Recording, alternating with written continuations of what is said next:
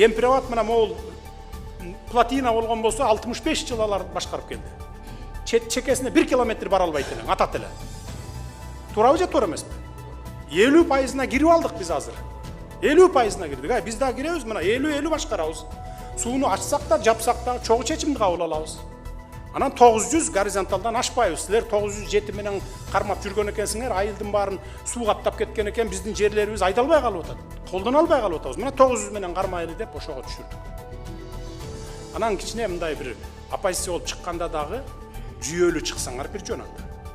Мындай бир факт болуп анан кийин биз тим эле жердин баарын бербей, биз туура эмес кылып атсак анда чыксаң, мен да анда тартынат элем. Булар деги туура эле чыгып атат депчи. Анан бөлтүрүктү салыштырып атасың. Бөлтүрүктү чыгарбайдыңар, муну чыгарбайсыңар.